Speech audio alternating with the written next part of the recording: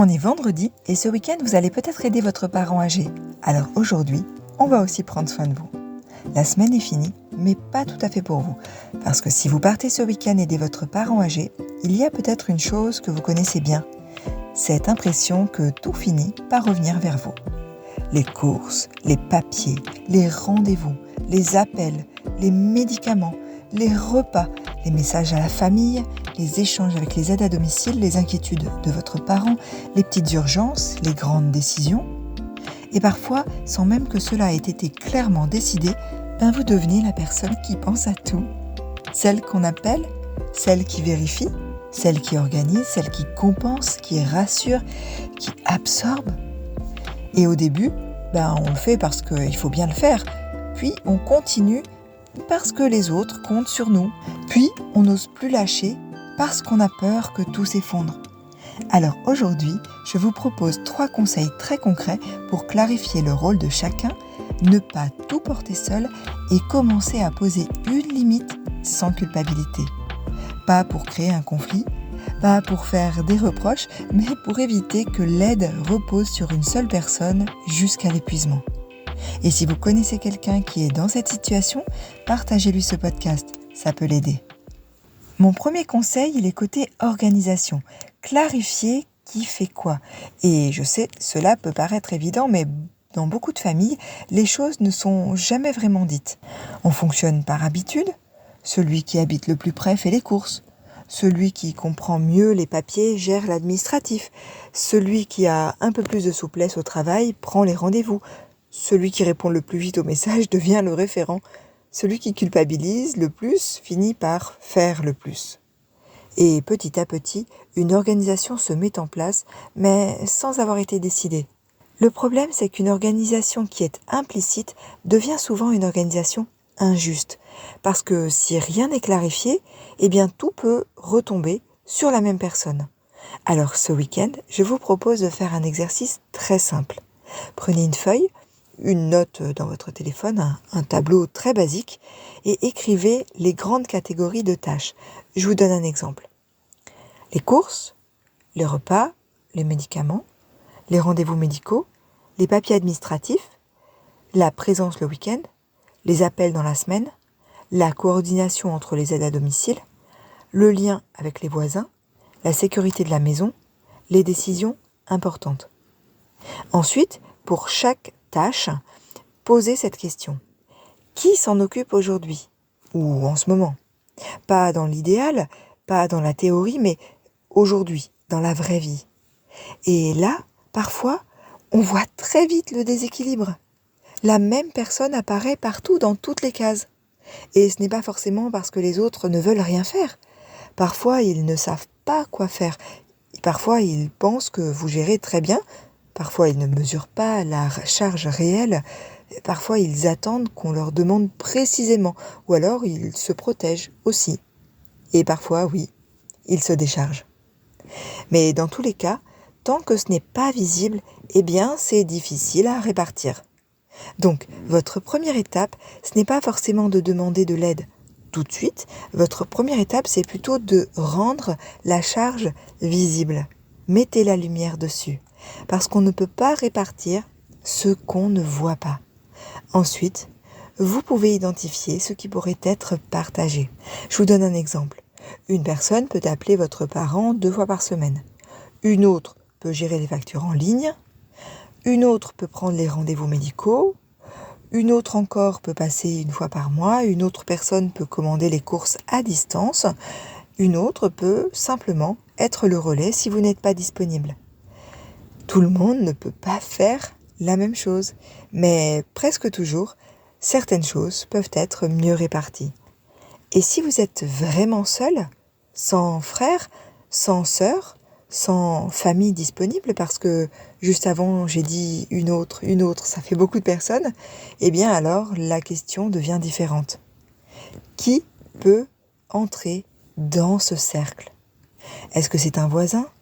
Un professionnel? Un service d'aide à domicile, une infirmière, un médecin traitant, une assistante sociale, une association, un ami de votre parent? Parce que clarifier qui fait quoi, ce n'est pas seulement répartir entre les enfants. C'est aussi identifier les ressources autour de votre parent. Donc ce week-end, votre premier repère est simple. Ne gardez pas toute l'organisation dans votre tête. Écrivez, listez, rendez visible, puis demandez-vous qu'est-ce qui pourrait être porté par quelqu'un d'autre que moi. Et c'est souvent le début d'un vrai soulagement. Mon conseil numéro 2, il est côté relation. Ne portez pas tout seul. Et je veux être très précise ici. Ne pas tout porter seul, ce n'est pas dire que vous n'aimez pas votre parent. Ce n'est pas dire que vous abandonnez. Ce n'est pas dire que vous êtes égoïste ou que vous faites moins bien. Non. C'est reconnaître une réalité très simple. Accompagner un parent âgé peut devenir trop lourd pour une seule personne, trop lourd émotionnellement, au niveau de la logistique ou mentalement, financièrement parfois, trop lourd dans la durée. Et pourtant, beaucoup de personnes continuent seules parce qu'elles n'osent pas le dire. Elles n'osent pas dire « là, je ne peux pas tout porter ». Elles ont peur d'être jugées, peur de créer un conflit familial, peur que les autres disent « oh, tu exagères, tu dramatises, tu es plus proche, c'est normal, tu as toujours fait comme ça, moi je ne peux pas ». Alors elles se taisent, elles font, elles encaissent, elles anticipent, elles compensent et elles finissent par s'épuiser en silence. Mais le silence ne protège pas toujours la famille. Parfois, il prépare juste la prochaine explosion. Parce qu'un jour, la fatigue devient trop grande, le ressentiment monte, les reproches sortent et la discussion devient beaucoup plus difficile que si elle avait eu lieu plus tôt. Alors si vous sentez que vous portez trop, essayez de ne pas attendre d'être à bout pour le dire. Vous pouvez commencer par une phrase simple, factuelle et sans accusation. Je vous donne un exemple. J'ai besoin qu'on regarde ensemble la répartition parce qu'aujourd'hui je porte trop de choses. Ou encore, je ne vous demande pas de tout faire, mais j'ai besoin qu'on clarifie qui peut prendre quoi. Ou encore, je veux continuer à aider, mais je ne peux pas être la seule personne à tout coordonner. Ces phrases sont très importantes parce qu'elles ne disent pas « vous ne faites rien », elles disent « l'organisation actuelle ne tient pas ». Et c'est très différent. Vous pouvez aussi parler en termes de tâches concrètes, au lieu de dire « j'en ai marre de tout faire ». Vous pouvez dire « est-ce que tu peux prendre en charge l'appel du mardi et la commande de course une semaine sur 2 ?» C'est plus difficile à esquisser parce que c'est plus précis. Et parfois, il faut accepter que tout le monde ne répondra pas comme vous l'espérez. Certaines personnes aideront, d'autres feront un peu, d'autres se défileront, d'autres minimiseront. Mais même dans ce cas, vous aurez commencé à sortir du flou. Et sortir du flou, c'est déjà reprendre un peu de pouvoir. Dans la relation avec votre parent aussi, c'est important. Parce que parfois, votre parent s'adresse toujours à vous parce que vous êtes la personne la plus disponible, la plus fiable, la plus présente, et c'est humain. Mais vous pouvez aussi dire doucement « pour cette question-là, on va demander à Sylvie. Pour les papiers, je vais voir avec la personne qui peut m'aider. Je ne vais pas pouvoir gérer ça toute seule. On va chercher une solution à plusieurs. » L'objectif n'est pas de repousser votre parent. L'objectif est de ne pas devenir le seul pilier. Parce qu'un seul pilier finit par se fissurer. Et quand le pilier principal s'épuise, tout le monde est fragilisé. Donc ce week-end, essayez de repérer une chose que vous portez seul depuis trop longtemps. Une seule. Et demandez-vous, à qui pourrais-je en parler ? Quelle tâche pourrait être partagée ? Quelle phrase simple pourrais-je poser sans accusation ? Ne pas tout porter seul commence souvent par une phrase claire, une phrase calme, une phrase qui dit « j'aide, mais je ne veux pas tout absorber ». Mon conseil numéro 3, il est pour vous. Dites non à une tâche.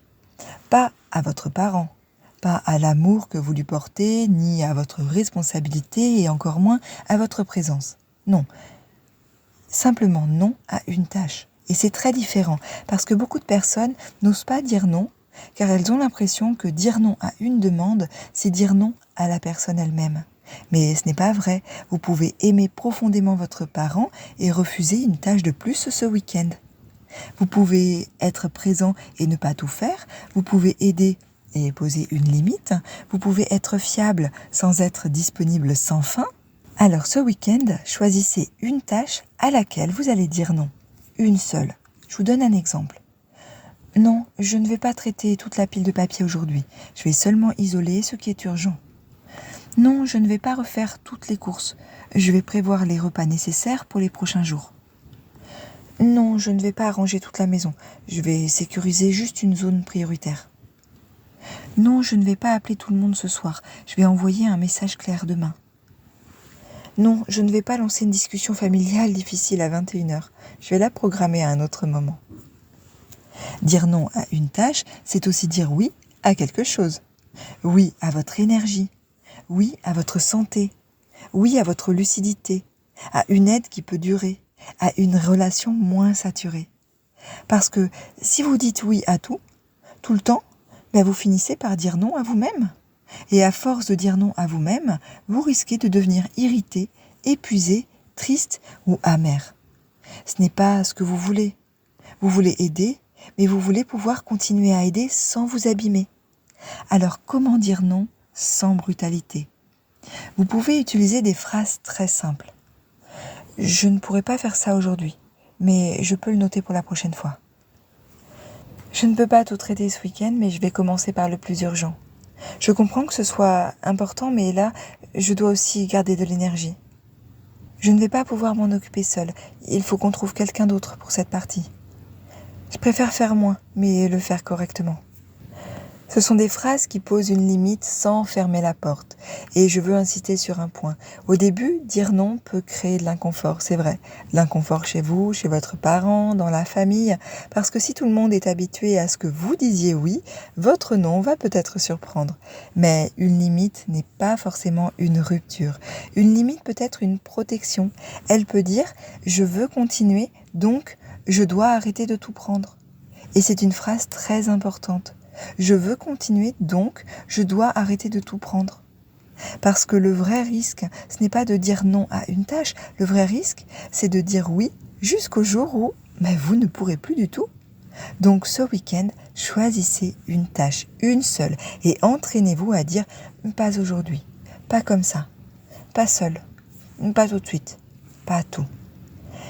C'est peut-être petit, mais c'est un début. Et parfois, le petit non bien posé protège beaucoup plus qu'un grand oui qui vous épuise. Donc si ce week-end vous partez aider votre parent âgé et que vous sentez que tout repose trop souvent sur vous, retenez ces 3 repères. Premier repère, côté organisation, clarifiez qui fait quoi. Rendez visible la charge réelle parce qu'on ne peut pas répartir ce qu'on ne voit pas. Deuxième repère, côté relation, ne portez pas tout seul. Parlez de l'organisation actuelle sans accusation mais avec clarté. Le troisième repère, pour vous, dites non à une seule tâche. Pas non à votre parent, non à une tâche de trop pour protéger votre énergie. Si ce message peut vous aider avant le week-end, alors gardez-le de côté. Et si vous souhaitez recevoir chaque semaine des repères simples pour les aider sans vous épuiser, abonnez-vous à la newsletter Famille Sage, je vous mets le lien en commentaire épinglé. Vous y trouverez des conseils concrets, des pistes d'organisation et des repères pour accompagner votre parent âgé avec plus de clarté, sans attendre la prochaine urgence pour vous poser les bonnes questions. Et si ce podcast vous a plu, mettez un like pour aider sa diffusion auprès de tous ceux qui peuvent avoir besoin d'entendre ce message de soutien. Parce qu'aider un parent âgé ne s'improvise pas et ne devrait pas vous épuiser, on se retrouve vendredi prochain pour un nouvel épisode. Cultivez votre bien-être pour prendre bien soin d'eux. Famille Sage, à nos familles.